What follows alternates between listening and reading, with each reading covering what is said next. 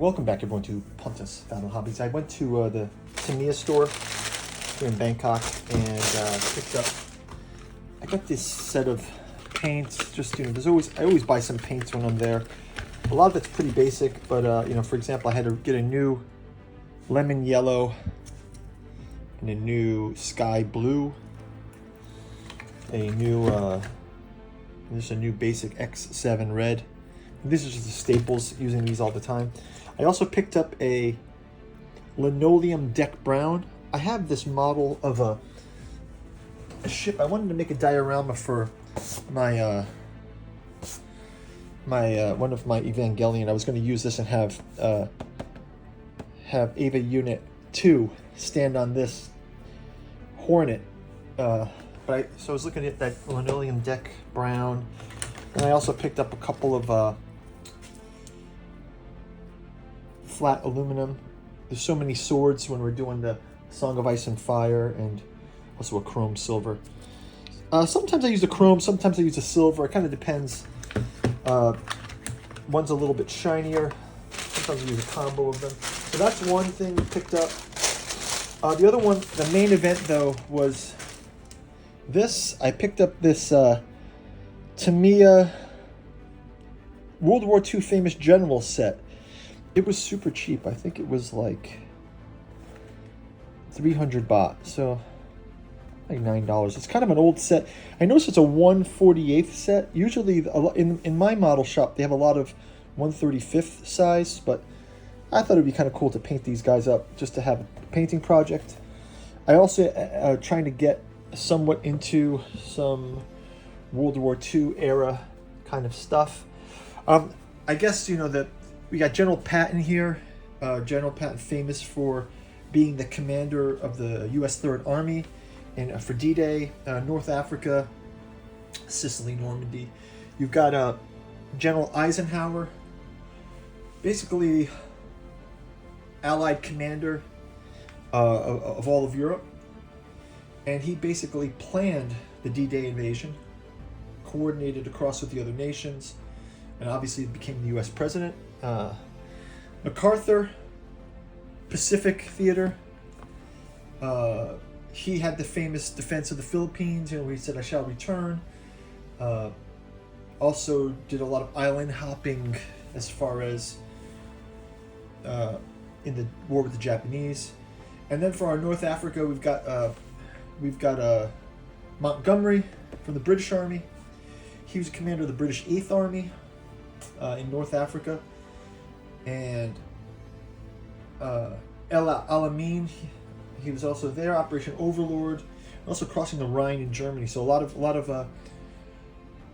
of commanding from there, and obviously the Desert Fox. We've got our one German army, North Africa campaign. Lots of history from North Africa. Also, Rommel was implicated in the plot against Hitler.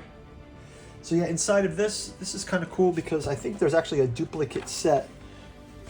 You see, this is all in Japanese, but you see great paint throughs for these. So this will be fun to kind of mirror this, right? Montgomery's got his cup of tea. Oh, you got them in 2 different uniforms? Is that the way it works? Or they just... Oh no, it's just the uniforms that they're wearing here. So Patton's got his helmet on, which makes sense. Eisenhower, MacArthur. They've already got their emblems here. It's kind of cool. Are there decals on it too? Let's see. So let's take a look inside.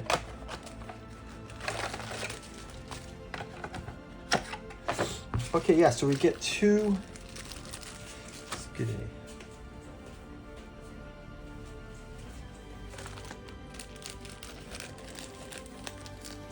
What's in here?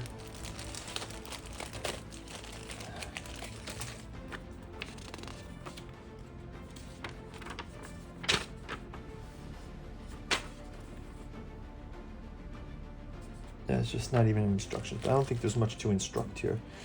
Looks like they come with bases. Yeah, so it's basically 2 sets, 2 identical sets. Here, you've got see if we can see these zoomed in here. We've got Rommel here. Let's see, maybe the backside's easier to see. This is Rommel here. We've got